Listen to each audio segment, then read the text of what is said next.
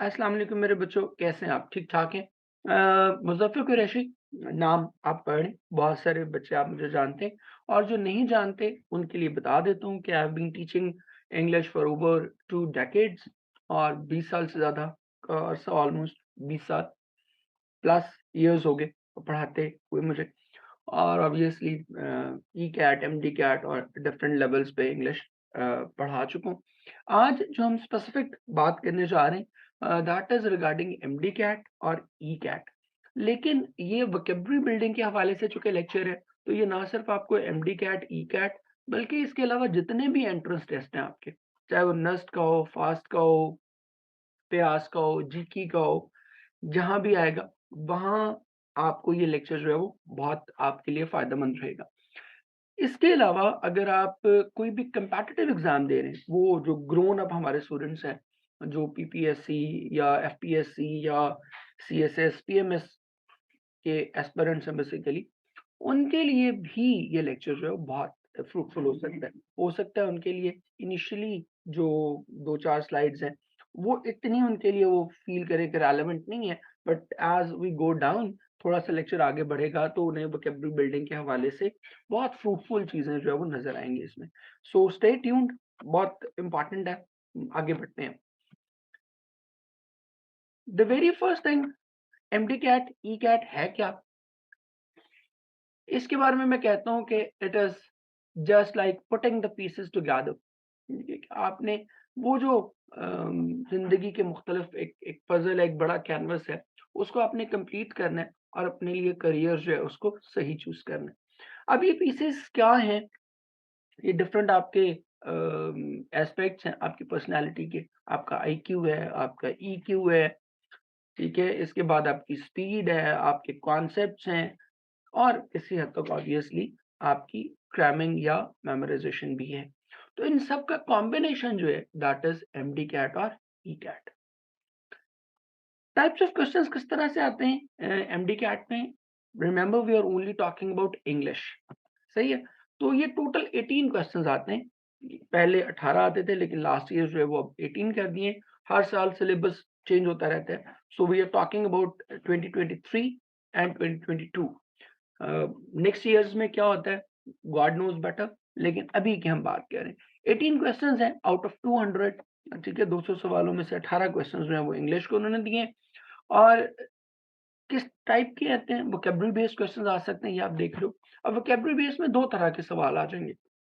एक तो stand alone words आ जाएंगे, एक वर्ड दिया हुआ है और सेंटेंस में नहीं दिया हुआ, स्टैंड अलोन वर्ड है, तो उसके नीचे चार ऑप्शंस दिए होंगे। ये कंपैरेटिवली टफ होता है।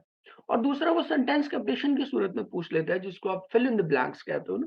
ठीक है, कि एक ब्लैंक दी हुई है, उसमें नीचे से आपने चार वर्ड्स में से कोई एक वर्ड आपने पिक करना होगा। सो ये कॉमन है, आप करते रहते हैं।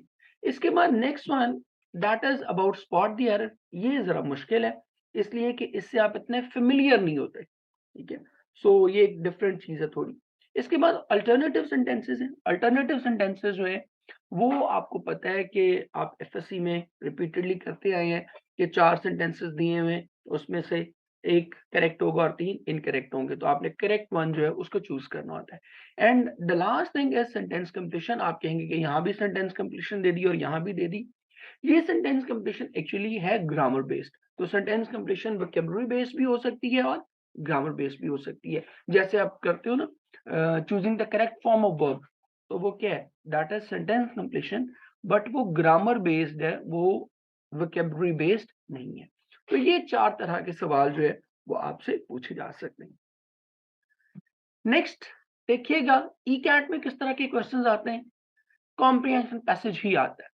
बाकी जब हम नस्ट और बाकी उसकी सारी डिटेल्स करेंगे, तो वो हम अलग से देख लेंगे, कोई उसमें मसला नहीं है। लेकिन अभी वी आर टॉकिंग अबाउट ई-कैट, ई-कैट में कॉम्प्रिहेंशन पैसेज ही आता है। अब वो 2 तरह से पूछ सकता है, एक तो ये कि लंबा पैसेज एक ही बार दे दे। जब तक ये हो रहा था ई-कैट पेपर बेस्ड, उस वक़्त तक जो है एक ही पैराग्राफ आता था और उसमें 10 एमसीक्यूज़ जो है वो आया करते थे। फिर जब ऑनलाइन आना शुरू हुआ तो वो क्या करते थे 3-4 छोटे-छोटे पैराग्राफ्स दे देते थे और हर पैराग्राफ के एंड पे 2 या 3 सवाल दे देते थे। लेकिन ओवरऑल जो नंबर ऑफ क्वेश्चंस था उसमें भी क्या रहता था 10 एमसीक्यूज ही रहते हैं। सो आउट ऑफ 100 कोई 10% वेटेज है। 100 एमसीक्यूज ई कैट के टोटल है ना, 30 ये साइंसेस के हैं। वो साइंसेस आपकी कोई भी हो सकती हैं, मतलब आप उस कॉम्बिनेशन के साथ जा सकते हैं, मैथ केमिस्ट्री और फिजिक्स, या आप मैथ कंप्यूटर और फिजिक्स, या व्हाटएवर जो भी आप चूज करेंगे। तो 30 आपके साइंसेस के क्वेश्चंस होंगे और 10 आपके एमसीक्यूज होंगे इंग्लिश से रेलेवेंट। नेक्स्ट देखिएगा, ये एक सैंपल मैंने आपको दे दिया, चूज द करेक्ट सिनोनिम के हवाले से। ये स्टैंड अलोन वर्ड्स। डिलैपिडेटेड, अब देखें अभी एक ही वर्ड है, आपको इसका कोई बैकग्राउंड कोई कुछ नहीं पता। Charming, destructive, worn out, appalled. अब ये वही बच्चा करेगा जिसको जिसने या तो वोकैब्युलरी याद की हो बड़े अच्छे से, या उसको जो बाकी टेक्निक्स हैं जो हम आगे डिस्कस करेंगे फॉर्मूलाज के हवाले से कि क्या हम फॉर्मूला डेवलप कर सकते हैं, वो फॉर्मूला जिसको पता होगा वही इसको कर पाएगा। देन ये आसान है। The delegation hopes to blank the idea that human rights are not purely internal matters. अब ये आसान क्यों है? क्योंकि एक बैकग्राउंड दिया हुआ है, सेंटेंस का स्ट्रक्चर मौजूद है, उसके हिसाब से आप उसको देख सकते हैं। ठीक है, अब जैसे टू है ना, तो टू के बाद हमें पता है कि टू के बाद हमें क्या लगानी है, फर्स्ट फॉर्म ऑफ वर्ब लगानी है। तो हम प्रेसिपिटेट या रीएनफोर्स, इन दोनों में से कोई एक चीज लगाएंगे। ठीक है, रीएनफोर्स वैसे करेक्ट ऑप्शन है। ठीक है, लेकिन आसान हो जाएगा। हिंड्रेंस और एलेक्ट्रिटी को हम क्या करेंगे, खुद ही जो है वो फिल्टर आउट कर देंगे, because these are not the correct options. आगे, we need further, ये spot दिया है request number 3, we need further information before we exceed off your request। अब ये चार ऑप्शन उन्होंने दे दी, फर्दर, इंफॉर्मेशन, बिफोर और एक्सीड ऑफ।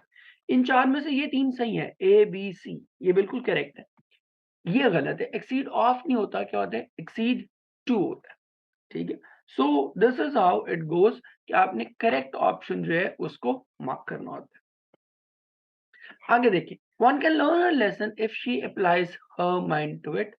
ये अब प्योरली वो क्वेश्चन है जो आप एफएससी में इंजीनियरिंग के बच्चे भी, आईसीएस वाले भी और बाकी जो हैं वो तो करते ही हैं, या बाकी जो कंपैरेटिव एग्जाम्स वाले हैं उनके लिए भी ये क्वेश्चन खासा फेमिलियर है कि चार में से एक सही है और तीन गलत है। तो यहाँ पर देखें, वन के साथ हमने क्या लगाना होता है, वन से लगाना होता है। तो one can learn one lesson, one lesson if one applies one's mind to it। ठीक है, हर, हिज वगैरह हम इसके साथ यूज नहीं कर सकते। Got it? तो इस तरह से हमने ये चार तरह के क्वेश्चंस आपको आते हैं।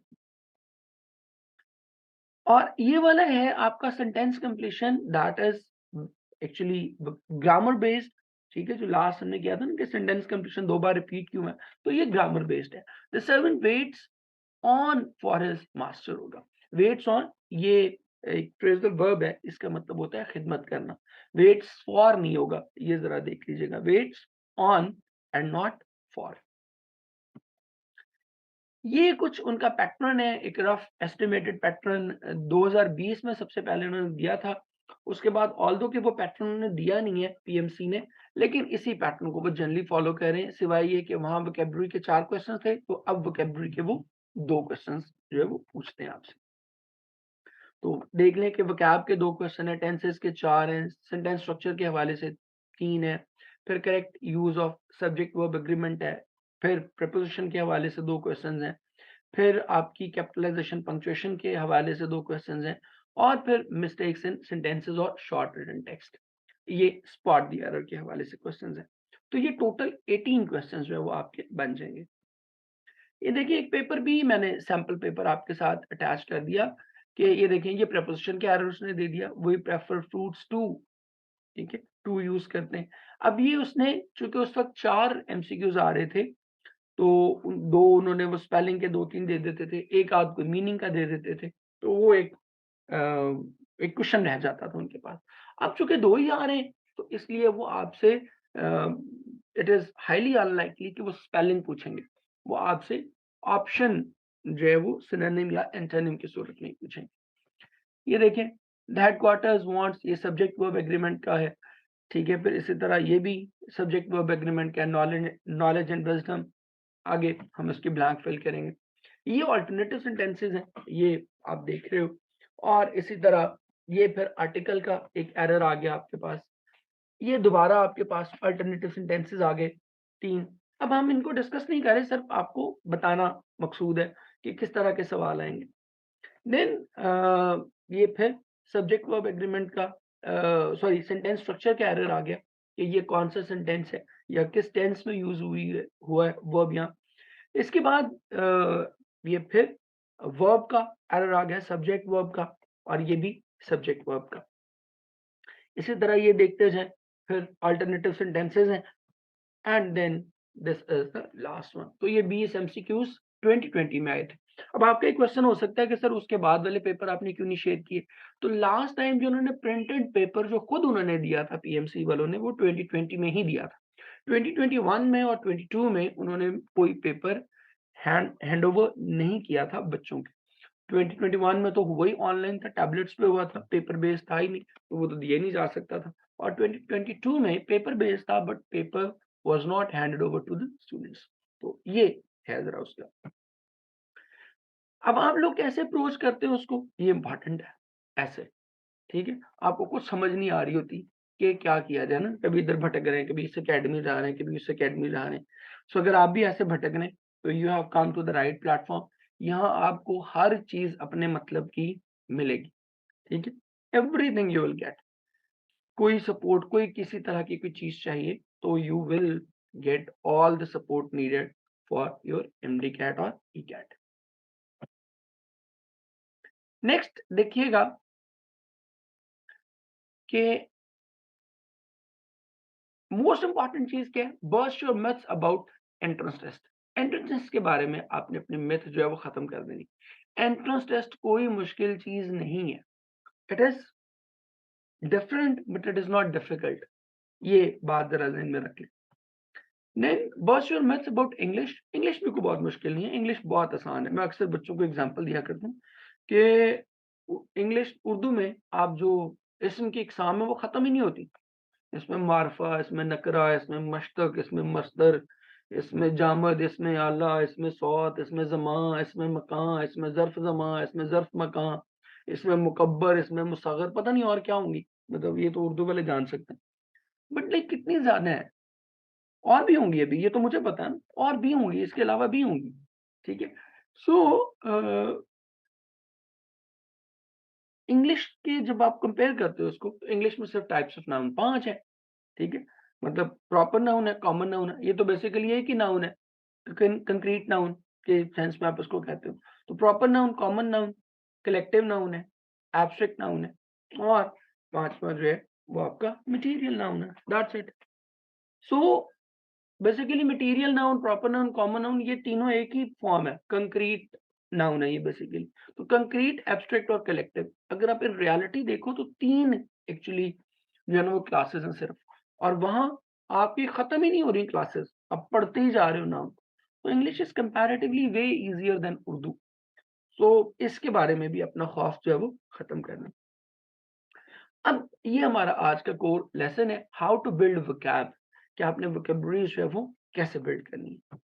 याद रखिए, it is never an easy task. क्यों? It is too vast and requires continuous effort over a longer span of time. ये कोई इंजेक्शन नहीं है कि मैं आपको आज इंजेक्शन लगाऊंगा तो कल आपको वोकैब्युलरी आना शुरू हो जाएगी। It is not possible. ठीक है? लास्ट टाइम जो एमडी कैट में जो वर्ड दिए थे उन्होंने, दैट इज 208। ठीक है? ऑल्दो कि उसके बाद उन्होंने अपडेट नहीं किए, रिमूव कर दिए वो वर्ड्स, और बहुत सारे लोगों ने मुझसे आर्ग्यू भी किया कि नहीं सर, अब हमें ना जनरल वोकैब की तैयारी करवानी चाहिए। बट आई इंसिस्टेड कि नहीं, 208 वर्ड्स, अगर उन्होंने वो वर्ड चेंज करने होते तो वो चेंज लिस्ट देते। लेकिन चूँकि उन्होंने नहीं दी तो हम 208 वर्ड पे स्टिक करेंगे। और अल्हम्दुलिल्लाह उन 2 सालों के दौरान कोई, मतलब 2021 और 22 में कोई ऐसा वर्ड नहीं आया जो इन 208 वर्ड्स के बाहर से आया हो। तो हम 208 वर्ड ही प्रिपेयर करेंगे। अब 208 वर्ड्स भी हो गए और आप हर वर्ड के 5 सिनोनिम और 5 एंटोनिम्स याद करें, तो आपके टोटल वर्ड्स 1040 सिनोनिम, 1040 एंड 1040 आपको एंटोनिम्स याद करने पड़ेंगे। और इसमें अगर आप ये 208 ओरिजिनल वर्ड्स भी ऐड कर लें, तो ये अराउंड 2300 वर्ड्स बनते हैं। और याद रखें कि 2300 वर्ड्स बहुत वर्ड्स होते हैं। ये कुछ थोड़े वर्ड्स नहीं है, इतने वर्ड्स हैं कि आपके फर्स्ट ईयर और सेकंड ईयर मिला के कोई लेस देन 1500 वर्ड्स बनते हैं। और यहाँ आपको कितने करने, 2300 वर्ड्स करने। So it's not an easy task. और वो आपने करने थे 2 साल में 1500 वर्ड, यहाँ आपको करने पड़ रहे हैं वो लेस देन 2 मंथ्स में। So be very alert about it. आगे देखिए, अगर हम इंजीनियरिंग की बात करें तो इंजीनियरिंग में एक मुश्किल ये है कि आपको कोई डिफाइंड वर्ड्स नहीं दिए जाते। सो आपको मिनिमम को 500 के करीब वर्ड्स प्रिपेयर करने होते हैं। अब 500 वर्ड्स अगर आप प्रिपेयर करें तो वही 2500 सिनोनिम्स और 2500 एंटोनिम्स और 500 ओरिजिनल वर्ड्स, तो ये क्या हो गए? ये हो गए कोई 5500 words and that is a lot. ठीक है, कुछ ज़कूटा जिन भी नहीं कर सकता 5500 वर्ड डेढ़ महीने के अंदर, महीने के अंदर याद करना बड़ा औखा हो जाता है, मुश्किल हो जाता है। लेकिन अगर मैं आपसे कहूँ, what if these words can be remembered, can be reduced to 150 words? अगर 5000 वर्ड्स को मैं 150 वर्ड्स तक रिड्यूस कर दूँ, तो कैसा रहेगा? ठीक है? यही स्केल है, यही फ़ॉर्मूला है, यही रूल है। इसके लिए फ़ॉर्मूला क्या बनाया है? The golden rule, that is grasp MQ. अब ग्रास्प एमक्यू क्या है? आए देखते हैं। ये बेसिकली एक एक्रोनिम है, या निमोनिक है, यूँ आप कह लें, जिसमें हर लेटर जो है वो किसी न किसी वर्ड को बेसिकली डिनोट कर रहा है। सो वो क्या है? आए चलते हैं। The first one G, G stands for grouping. G grouping के लिए स्टैंड करता है। The first one is aberration. अब ग्रुपिंग हम करते क्या हैं? पहले ये सुनिए। ग्रुपिंग का मतलब ये है कि हम वर्ड्स को वैसे तो याद कर रहे होते हैं ना, पहले ए वाले वर्ड याद कर लिए, फिर बी वाले वर्ड याद कर लिए, फिर सी वाले वर्ड याद कर लिए और हमने 5000 वर्ड कर लिए। लेकिन जब हम इस तरह से उसको अल्फाबेटिकली कर रहे होते हैं तो बहुत सारे वर्ड्स ऐसे होते हैं जो सिमिलर मीनिंग के होते हैं, जो बार-बार रिपीट हो रहे होते हैं। लेकिन एक वर्ड आता है ए में, अगला वर्ड जाके आता है उससे मिलता-जुलता वर्ड आता है, सपोज़ एफ में, उसके बाद वो आएगा एम में, उसके बाद वो आएगा एस में, उसके बाद आएगा वो वाई में, ठीक है? तो जब वो इतने-इतने गैप के बाद याद करेंगे, तो जब हम ए से एफ वाले वर्ड्स तक पहुँचेंगे ना, तो हम ऑब्वियसली ए वाले वर्ड्स काफ़ी हद तक भूल चुके होते हैं। बिकॉज़ हमारा ब्रेन काम ही ऐसे करता है कि बहुत इम्पोर्टेंट जो चीज़ होती है, उसको स्टोर करता है और बाकी को क्या करता है? फ्लश आउट कर देता है। तो वो चीज़ें तो हमें क्या होती हैं? वो चीज़ें हमें भूल गई होती हैं। सो हम वो दोबारा से एफ में जाके उसी से मिलता-जुलता वर्ड दोबारा याद करना पड़ता है। एम में जाके दोबारा याद करना पड़ता है, एस में जाके दोबारा याद करना पड़ता है, वाई में जाके फिर से याद करना पड़ता है। अब हम क्या करेंगे, वो जो कॉमन वर्ड्स हैं, उन सबको इकट्ठा कर देंगे। ए, एफ, एम, एस और वाई वाले एक ही जगह हम कर देंगे। उससे फ़ायदा क्या होगा कि वो 5 वर्ड्स आपको अलग-अलग याद नहीं करने पड़ेंगे, क्योंकि याद रखें वो सिर्फ़ 5 वर्ड्स नहीं है, उन 5 वर्ड के सिनोनिम्स भी है ना 5-5। तो हर बार उनके 5 सिनोनिम्स आपको याद नहीं करने पड़ेंगे। ठीक है? वो एक ही बार जब जमा हो जाएँगे तो वो एक-दूसरे के सिनोनिम है ना, तो जब एक-दूसरे के सिनोनिम है तो अंडरस्टूड है कि आपको बार-बार उनके सिनोनिम्स याद करने की ज़रूरत नहीं है। सो देखिएगा ये क्या कह रहा हूँ मैं। एक वर्ड है aberration, anomaly, deletion, peculiarity, digression, transgression, quirk. ये 7 वर्ड मैंने सपोज़ आपके लिए कर दी। अब याद रखें कि अगर ये 7 वर्ड मैंने किए हैं, तो आपको मैं ये भी बता दूँ कि ये सारे वर्ड एक-दूसरे के क्या हैं? एक-दूसरे के सिनोनिम्स हैं। लेकिन जब आप एब्रेशन याद करके एनोमली तक आएँगे ना, तो बीच में बेशुमार वर्ड्स आ जाएँगे। एनोमली में फिर जाके आप एबरेशन पढ़ रहे होंगे उसके सिनोनिम के तौर पे, लेकिन उस वक़्त तक एबरेशन क्या होगा आपके ज़हन से निकल जाएगा। एनोमली से जब डिलीजन पे आएँगे तो डिलीजन में सिनोनिम के तौर पे एनोमली भी होगा और एबरेशन भी होगा। लेकिन उस वक़्त तक आपको ये दोनों वर्ड्स भूल गए होंगे। और पेक्युलियरिटी तक आते-आते तो डेफ़िनेटली ये तीनों चारों वर्ड्स पहले वाले क्या होंगे, आपके ज़हन से स्किप हो गए होंगे। सो पहले आप इन तीनों वर्ड्स को एबरेशन के साथ याद करेंगे और फिर एनोमली के साथ याद करेंगे, फिर डिलीजन के साथ याद करेंगे, फिर पेक्युलियरिटी के साथ याद करेंगे। तो आपको वर्ड बार-बार याद करने पड़ेंगे। हमने क्या किया, इन 7 वर्ड्स को इकट्ठा कर दिया। तो बजाय ये कि पहले 5 इसके सिनोनिम याद करें, फिर इसके करें, फिर इसके करें, इसके करें, इन 7 वर्ड्स के लिए आप 35 सिनोनिम्स याद करें। हमने क्या किया, इनको इकट्ठा करने से अब इन 7 वर्ड्स के आपको एक ही बार में 6-7 सिनोनिम्स जो हैं वो क्या हो जाएँगे, वो क्लियर हो जाएँगे। सो इंस्टेड ऑफ लर्निंग 35 वर्ड्स, अब आपको क्या करना है, सिर्फ 7 वर्ड्स करने हैं। अच्छा, फिर हर ग्रुप में कोई ना कोई ऐसा वर्ड भी होता है, लाज़मी होता है, जो फ़ैमिलियर होता है। जिसको देखते ही आपको पूरे ग्रुप का मीनिंग क्लियर हो जाएगा। जैसे आगे चलते हैं, एसेंट्रिसिटी। एसेंट्रिक आपने पढ़ा हुआ है, खप्ती, भटका हुआ, पागल। आपने पढ़ा ना, some eccentric millionaire is playing games with the people, first year में था। तो एसेंट्रिक हमने पढ़ा हुआ है, तो हमें समझ आ गया कि इसका मतलब भी क्या है, हट जाना, भटक जाना, खिसका हुआ होना। ऑडिटरी, ऑडिटरी क्या होता है, ऑड से, ऑड क्या है, अजीब। तो ऑडिटरी क्या होगा, कोई अजीब हरकत। वेरिएशन, अब जैसे ही मिस्टेक आएगा तो इससे आपको इस सारे ग्रुप का मीनिंग पता लग जाएगा कि इसका मतलब क्या है, गलती, रास्ते से भटक जाना।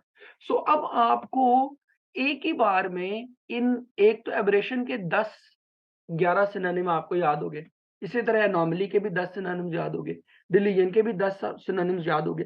क्योंकि डिलीजन अगर वो ऑप्शन ऊपर क्वेश्चन दे रहा है तो सिनोनिम ही नहीं 10 में से देगा ना, इन 10 के अलावा तो उसके पास कोई और ऑप्शन ही नहीं है। ठीक है, कितने को और वेरिएशन दे लेगा।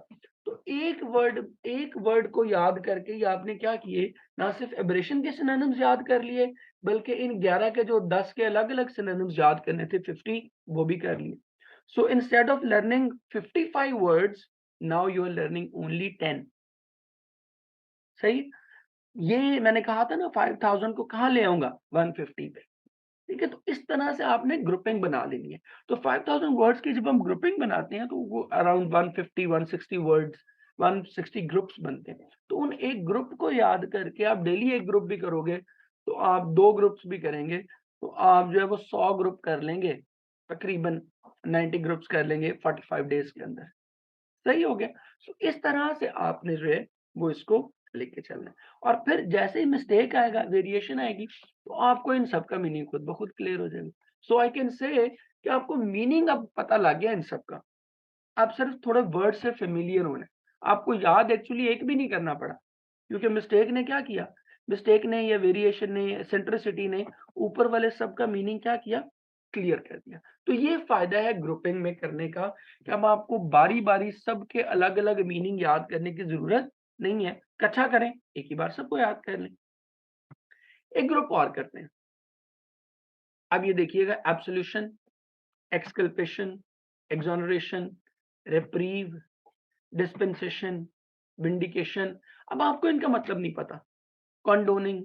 फिर 35 वर्ड्स याद करने की बजाय आप इनको एक ग्रुप में एब्सोल्यूशन वर्ड करोगे और सब एक ही ग्रुप में याद आ जाएंगे। ठीक है? तो एक का सिनोनिम के साथ आपके कितने हुए, 7 वर्ड के सिनोनिम्स रेडी हो गए। परगेशन, यहां तक नहीं पता चल रहा, लेकिन जो ही पार्डनिंग आएगा ना, पार्डन क्या होता है, माफी मांगनी, आपको इन सब का मतलब भी क्या आ जाएगा, क्लियर हो जाएगा। इन सब का मतलब भी क्या है, दैट इज माफी। और अगर कोई और आसान आ जाए, रिमिशन, बहुत कॉमन, रिमिशन ऑफ फाइन, दरखास्त, उसकी फाइन की माफी की दरख्वास्त। And then last, forgiveness. Forgiveness क्या है, माफी। अब इससे आके तो खुद ब खुद ही इन सब का मीनिंग बिल्कुल क्लियर हो जाएगा। कोई आपको उसके लिए मुशक्कत करने की जरूरत नहीं। तो ये फायदा है जब आप चीजों को ग्रुपिंग के साथ करते हैं। नेक्स्ट एक और ग्रुप करते हैं, एमिलियोरेट। एमिलियोरेट के मीनिंग देखते हैं आगे चल के कि क्या है। एसूज, अले, अपीज, मॉलिफाई, सूद, कंसिलिएट, सिडेट, एलिविएट। अब एलिविएट तक तो शायद आपको पता नहीं लगेगा कि इनके मीनिंग सबके क्या हैं, लेकिन जो ही मैं करूंगा ना रिलीव, तो you will get to know कि इसका मीनिंग क्या है। इसका मीनिंग है जनाब सुकून पहुंचाना। और जैसे ही मैं करूंगा काम डाउन, तो इससे फर्दर बात क्लियर हो जाएगी। So again, instead of remembering और memorising 55 words, you are only remembering 10। और काम डाउन और रिलीव ने तो क्या किया, वो 10 भी नहीं कह रहे, बल्कि क्या कह रहे हैं, in reality you are actually learning no word। सिर्फ इनसे फेमिलियर होना है, क्योंकि सबका मतलब आपको पता है। काम डाउन का मीनिंग भी आपको पता है कि क्या है, जरा तसल्ली देना, हौसला देना, ठंडा करना। ठीक, ये है जी जो मैंने कहा था कि by grouping we shall bring these 5000 words to 150 words इंशाल्लाह, by the grace of Allah. हम जो है इनको हम बहुत ही काम पे ले आएंगे। नेक्स्ट देखिएगा, रूट वर्ड्स। रूट वर्ड्स क्या है, कुछ वर्ड्स इंग्लिश में ऐसे हैं कि वो जिसके साथ भी लगेंगे ना उसके मीनिंग वैसे ही बना लेंगे। अगर कोई रूट वर्ड पॉजिटिव है तो वो जिस वर्ड के साथ भी लगेगा वो पॉजिटिव मीनिंग देना शुरू कर देगा। अब ये चीजें आपको हेल्प कहाँ करेंगी? ये आपको हेल्प करेंगी सेंटेंस कंप्लीशन में।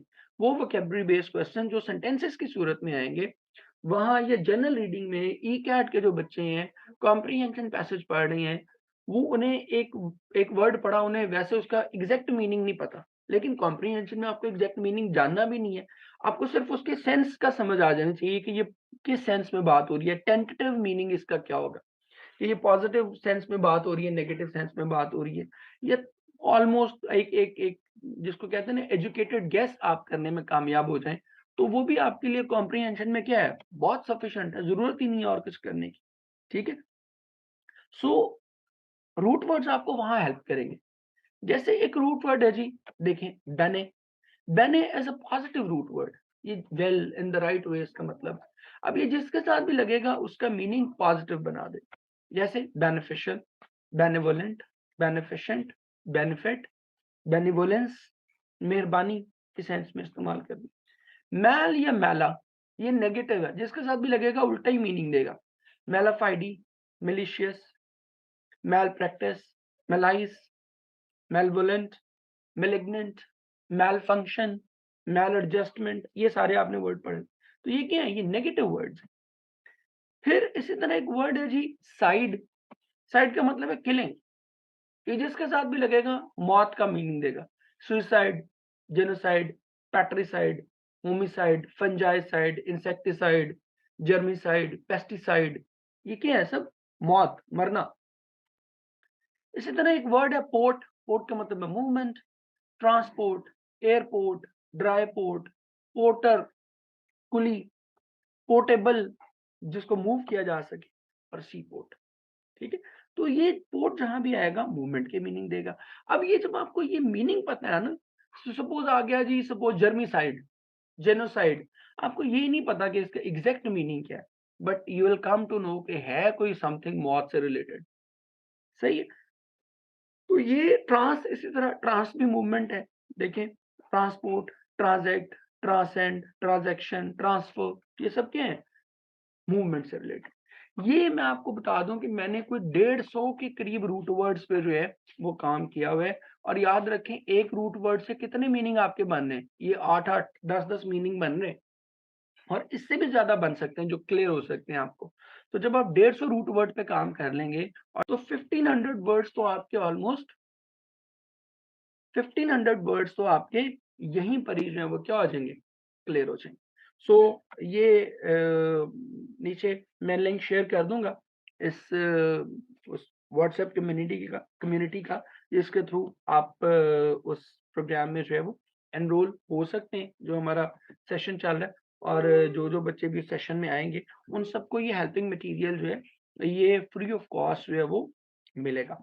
इसके लिए कोई एडिशनल चार्जेस, कोई नोट्स के जैसे हमारे यहाँ चार्जेस ले रहे होते हैं, ऐसे कोई चार्जेस एडिशनल लेने का प्लान नहीं है। आगे देखिए, ये अब इसका इम्पैक्ट देखिएगा। He tried his best to look decent and cultured but I was aware of his blank nature. अब वो डिसेंट कल्चर लगने की कोशिश कर रहा है, बट क्या है? उलट कर देगा ना, मगर रिवर्स कर देगा। ठीक है, तो अब आपने क्या करना है? इसके डिसेंट और कल्चर्ड के कोई डिफरेंट चीज, ऑपोजिट चीज आपने यूज करनी है। तो बेनिफेक्शन, तो बेने तो क्या है? अच्छा वर्ड है, तो डिसेंट और कल्चर्ड भी अच्छा था, तो हमने तो उसके उलट कोई नेगेटिव चीज लेनी है। एंथ्राल, en, ये वैसे वर्ब है, तो हमें तो वर्ब तो नहीं चाहिए, हमें तो क्या चाहिए? एडजेक्टिव चाहिए। और सोबर, आपको पता ही है कि sober is a good thing. ठीक है, तो हमें तो बैड चीज चाहिए, तो बैड चीज क्या है? मेलवोलेंट। ठीक है, अब मेलवोलेंट का मतलब नहीं आपको पता कि मेलवोलेंट का मतलब क्या है, but still you know the root word mal, कि ये नेगेटिव चीज है, तो आप इसकी मदद से अपना ऑप्शन मार्क कर लेंगे। ये अगर आप कॉम्प्रिहेंशन पैसेज में पढ़ रहे हैं इस लाइन को, तो आपको पता लग जाएगा कि भी मेलवोलेंट का मतलब क्या है, कोई गलत बात है, कोई खराब बात है। John and Sarah are also demons. They have the complex of blank. That is why they attempted the murder of their father. अब मर्डर की बात हो रही है कहीं, अब एक्रिमोनी, एक्री जो है वो एक नेगेटिव रूट वर्ड है, इसका मतलब होता है बिटर, जैसे आप कहते हो एक्रिड, ठीक है? एक्रिड क्या होता है? जहरीला। प्राइड तो पता ही है, trans that is something related to movement, side एक ऐसा वर्ड है जो किलिंग वाला है। अब आपको पैट्रिसाइड का मतलब नहीं पता, पैट्री वैसे इटसेल्फ भी रूट वर्ड है, पैट्री का मतलब होता है मेल, ये जो आप कहते हो ना पैट्रियार्कल सोसाइटी, ठीक है? पैट्रियार्की, पैट्रिशियन आपने पढ़ा हुआ है उसमें सेकंड ईयर में अपने गुड बाय मिस्टर चिप्स में। तो पैट्री का मतलब ही क्या है? मेल। वहां पे पैट्रिशियन क्या था? High class male. तो पैट्री भी रूट वर्ड है। और साइड किसी मेल को मारना, अब्बा को कत्ल करने को कहते हैं पैट्रिसाइड, ठीक है? उनका जो ये जो कॉम्प्लेक्स है इसको कहते हैं पैट्रिसाइड। तो अब आपको मतलब नहीं पता, अपनी तरफ से एमडी कैट या ई कैट डिजाइन करने वालों ने क्या किया है, ये चीज कॉन्सेप्चुअल लाए वो कि भाई ये तो फिर वही करेगा जिसको वोकैब्युलरी आती होगी, लेकिन हमने उसमें भी क्या किया है, उसका भी सोल्यूशन, उसका भी जुगाड़ निकाल लिया। याद रखें, आपको कोई शेक्सपियर बनने की जरूरत नहीं है 1.5 महीने में, और ना ही बना जा सकता है। आपको सिर्फ ये करना है कि जो आपसे रिक्वायरमेंट है कि चूज द करेक्ट ऑप्शन, आप उस काबिल हो जाएं, दैट्स इट, ठीक है? आपने उनको अपनी तरफ से, उन्होंने बड़ा कॉन्सेप्चुअली प्लान किया चीज़ों को, लेकिन हमने उसमें से भी रास्ता निकाल लिया। पाकिस्तानी, आपको पता है, जुगाड़ में पाकिस्तानियों का कोई सानी नहीं है। अच्छा, बहुत सारे लोगों को ये मसला होता है कि उन्हें समझ नहीं आती कि भई वर्ड्स को अब याद कैसे रखें? इतने मुश्किल वर्ड्स हैं, फॉर्मेशन इतनी मुश्किल है। उसके लिए एक बड़ा ही ज़बरदस्त तरीका आपको बताने जा रहा हूँ, दैट इज़ एसोसिएशन। एसोसिएशन क्या है? कोई ना कोई निमोनिक बना लें, कोई ना कोई किसी वर्ड को किसी फिनोमेना से रिलेट कर लें। जैसे एब्रेशन है, तो एब्रेशन के अंदर ईआर, एरर इटसेल्फ मौजूद है। तो एब्रेशन का मतलब क्या होगा? गलती। कुछ और फनी भी बना सकते हैं, मसलन एंजाइना। एंजाइना दिल के दर्द को कहते हैं। मैंने इसकी एसोसिएशन डेवलप कर दी हुई है, एंजाइना, ठीक है? पंजाबी में हम कहते हैं ना एंजाइना, नहीं तो मुझे क्या हो जाएगा? दिल में दर्द हो जाएगा, नहीं तो मुझे एंजाइना हो जाएगा, एंजाइना, नहीं तो मुझे क्या हो जाएगा? एंजाइना हो जाएगा। Then allay, allay to pacify, to calm down someone, हम उसके लिए क्या करते हैं? बच्चे को हम चुप कराते हुए क्या करते हैं? अले अले अले अले अले। तो वहां से आप इसको याद कर सकते हैं कि अले मीन्स अले टू से अले अले अले। अब जैसे ही आप ये करेंगे तो आपको याद आ जाएगा कि अले का मतलब क्या है, हम बच्चे को चुप करवा रहे हैं, उसको पैसिफाई कर रहे हैं। देन डिलैपिडेटेड, दैट इज दिल अपडेटेड, ठीक है? दिल अपडेटेड, डिलैपिडेटेड का मतलब होता है वोर्न आउट, खस्ता हाल, तबाह हाल, ठीक है? तो दैट दिल which updated, single handedly, one sided ही लगा रहा, अल्टीमेटली दैट दिल विल बी डिलैपिडेटेड। वो कहीं पड़ा होगा, दुखी गाने सुन रहा होगा। इन द सेम वे कॉमिली, सही है? कॉमिली क्या है? खूबसूरती को कहते हैं, ब्यूटीफुल कोई चीज़ जो बड़ी खूबसूरत है। इसको आप याद कर सकते हैं, एक गाना था धूम 3 का, कमली कमली, इफ यू रिमेंबर, ठीक है? उसमें आप उसको याद कर सकते हो, the woman in the Kamli Kamli was कॉमिली, कि कमली कमली में जो खातून थी वो क्या थी? वो बड़ी कॉमिली थी, बड़ी खूबसूरत थी। तो इस तरह से चीज़ों को आप ज़रा फ़नी अंदाज़ में भी याद कर सकते हो।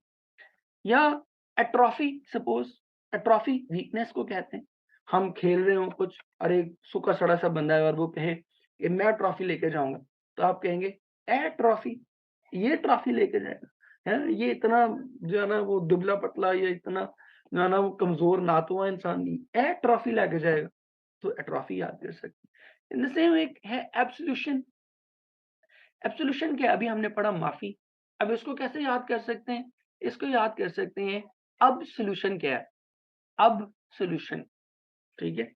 मीन्स कि जब कोई सॉल्यूशन नहीं हमारे पास रह जाता, अब्बा ने पकड़ लिया, अम्मा ने पकड़ लिया, तो फिर हम क्या कर रहे होते हैं? पहले तो हम बहाने लगा रहे होते हैं, अम्मा गलती से हो गया, हालाँकि गलती से नहीं हुआ होता, जानबूझ के किया होता है, ठीक है? लेकिन हम बहाने लगा रहे होते हैं, अम्मा गलती से हो गया। तो जब वो सारे बहाने हमारे फेल हो जाते हैं, तो देन वी थिंक कि अब सॉल्यूशन क्या है? Go for absolution. अब माफ़ी माँग लो कि अच्छा अब्बू माफ़ कर दें, आइंदा नहीं दोबारा होगा, ठीक है? In the same way anomaly, anomaly कहते हैं डिफरेंस, बहुत ज़्यादा फ़र्क होना। तो हम पंजाबी में कहीं अक्सर ये जुमला कह रहे होते हैं कि अपने से को बहुत कोई डिफरेंट सोशल क्लास की कोई बंदा हमें पसंद आ जाए, कोई लड़की पसंद आ जाए, ठीक है? जिसके साथ हमारे कोई शादी-ब्याह होने का कोई इम्कान ना हो, तो हम अपने आप से सोचते होते हैं, "ए ना मिली।" ठीक है? "ए ना मिली" कि ये मुझे मिलने वाली नहीं है, because there is too much anomaly. ए ना मिली, क्यों? बिकॉज़ ऑफ एनोमली, क्योंकि उसके और मेरे में बहुत ज़्यादा फ़र्क है, बहुत ज़्यादा तज़ाद है। Got it? सो इस तरह से आप एसोसिएशंस याद करके एसोसिएशंस बनाकर चीज़ें याद कर सकते हो। Now S stands for sentences. Sentences ज़रूर बनाएँ आप, क्योंकि सेंटेंसेस में समटाइम एक ही वर्ड मुख्तलिफ मीनिंग कन्वे करना शुरू कर देता है। मैंने 2-3 वर्ड्स लिखे, स्मार्ट। अब स्मार्ट का मतलब एक तो क्या है? दुबला-पतला, I am trying to get smart by losing some weight. एक स्मार्ट का मतलब है intelligent, he is a smart boy, he will understand the concept. ठीक है? एक स्मार्ट का मतलब होता है beautiful, you are looking smart today, एक वो मीनिंग आ जाता है। एक स्मार्ट का मतलब होता है आप कहते हो शार्प पेन, तो कहते हैं कि when his back begins to smart it's like a pen knife in his heart. आपकी है man of word and not of deeds, first year की पोएम है। वहाँ पे स्मार्ट का क्या मतलब है? शदीद तकलीफ, तो ये है। Same as the case with capital. Capital का एक मतलब तो क्या होता है? जो दारुल खिलाफा होता है, हेड ऑफ द कंट्री, ठीक है? उसको आप कहते हो, या main city of the country, उसको कहते हो capital. Islamabad is the capital of Pakistan. इसी कैपिटल को आप सज़ाए मौत भी कहते हो, कैपिटल पनिशमेंट, ठीक है? इसी कैपिटल का एक मतलब मेन या चीफ भी होता है। जैसे मैं कहूँ कि teaching is my capital source of earning, ये है। फिर इसी कैपिटल का एक मतलब इन्वेस्टमेंट भी होता है, जिसमें आपने पढ़ा है गुड बाय मिस्टर चिप्स में, वो कहता है कि his small capital invested in gilt and stock did not suffer when the slump set in. तो वहां पे कैपिटल का मतलब क्या है? Investment. Same is the case with rattled. Rattled का एक मतलब तो है खटखटाना, he went in and rattled the door, ये है।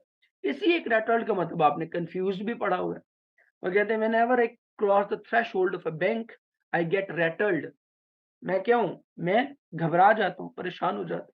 तो ये डिफरेंट वर्ड्स हैं जो कि डिफरेंट मीनिंग्स कन्वे कर सकते हैं। तो ये आपको सेंटेंसेस के थ्रू ही पता चलेगा कि डिफरेंट वर्ड्स के डिफरेंट शेड्स क्या हैं। Got it?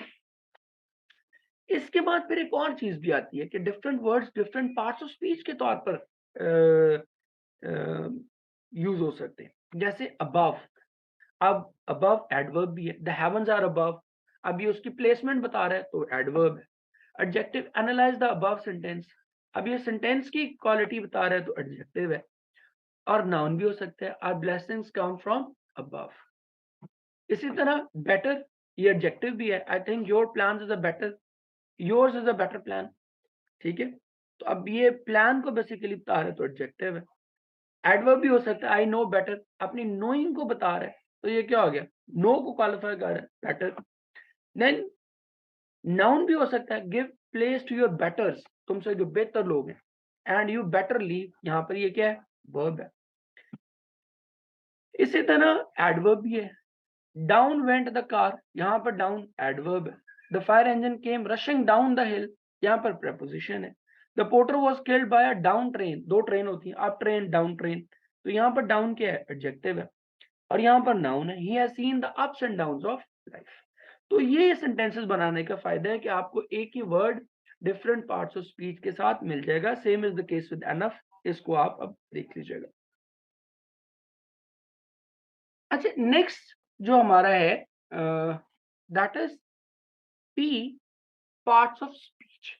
अब पार्ट्स ऑफ स्पीच हमें इनका अंदाजा होना क्यों जरूरी है, और ये जो सेंटेंस स्ट्रक्चर वाला आपको मैंने करवाया, ये भी क्यों जरूरी है कि इस इंग्लिश में सर्टेन सेंटेंस के स्ट्रक्चर्स हैं, जैसे subject, verb, object, adjective, article, फिर नाउन, फिर वर्ब, फिर ऑब्जेक्ट। जैसे an intelligent boy is needed for the task, an article, intelligent adjective, boy noun, फिर वर्ब, और फिर क्या हो गया आगे? ऑब्जेक्ट। अब इसका फायदा ही क्या होगा कि अगर उसने सपोज़ नाउन के बाद कोई ब्लैंक छोड़ी हुई है ना, तो नीचे आपको पता लग जाएगा कि नाउन के बाद क्या आना है। नाउन के बाद सिर्फ़ और सिर्फ़ ऑब्वियसली वर्ब आ सकता है। तो अब नाउन के बाद अगर यहाँ उसने ब्लैंक छोड़ी हुई है, तो अंडरस्टूड है कि नीचे ऑप्शंस में आपने सिर्फ़ वो चीज़ देखनी है जो वर्ब हो, और उसके लिए आपको पार्ट्स ऑफ स्पीच की फॉर्मेशन का नॉलेज होना चाहिए। एक एग्ज़ाम्पल देख लें, जैसे ये है ना, एन इंटेलिजेंट बॉय। अब इसके बाद हमें पता है कि क्या है, वर्ब। तो हम नीचे वाली ऑप्शन में सिर्फ वो चीज देखेंगे जो कि वर्ब होगी। ही वॉक्ड ब्लैंक। अब वर्ब के बाद क्या आना है, एडवर्ब। तो हम नीचे ऑप्शंस में देखेंगे सिर्फ वो चीज जो क्या होगी, वर्ब होगी। ठीक है, या सॉरी एडवर्ब होगी।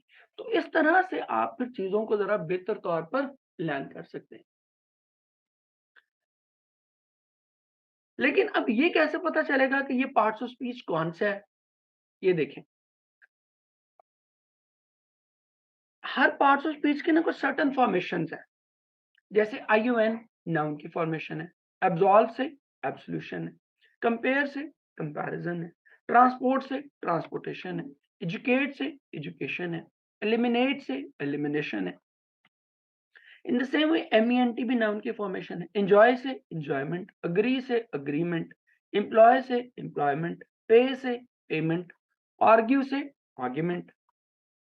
इसी तरह यूआरई भी नाउन की फॉर्मेशन है, लिटरेट से लिटरेचर, टेम्परेट से टेम्परेचर, डिस्क्लोज से डिस्क्लोजर, कंपोज से कंपोजर, एक्सपोज से एक्सपोजर।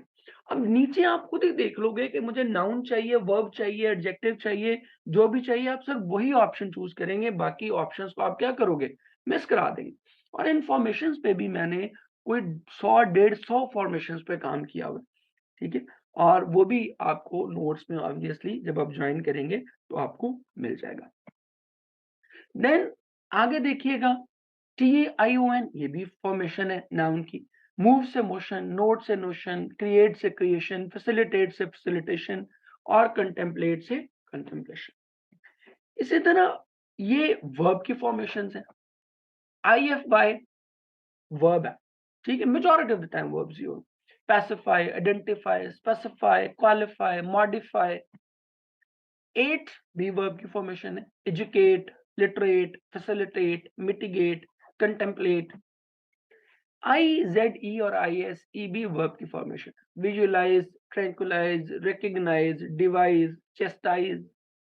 इसी तरह lengthen, shorten, soften, hasten, and then sharpen. EN भी वर्ब फॉर्मेशन है, ठीक है। जैसे सर्कल से एनसर्कल, रिच से एनरिच, तो एन जहां भी आएगा it will make it a verb. आगे देखिएगा, ISH एडजेक्टिव है, childish, rakish, boyish, foolish, lavish। Then ful adjective की फॉर्मेशन है, joyful, beautiful, regretful, mournful, blissful. इसी तरह ING एडजेक्टिव की फॉर्मेशन है, interesting, appetising, inviting, charming. Verb की भी है लेकिन एडजेक्टिव की भी है। IVE भी एडजेक्टिव है, attractive, supportive, effective, massive, repulsive, ये आप देख रहे हो ये सारे। और फिर लास्ट पे क्या है जी, L Y, luckily, cheerfully, lazily, annoyingly, beautifully, joyfully, ये सारे आप देख रहे हो। तो ये फॉर्मेशंस अगर आपको पता लग जाएंगी तो फिर भी आपको अंदाजा हो जाएगा कि ऊपर सेंटेंस स्ट्रक्चर हमने देख लिया।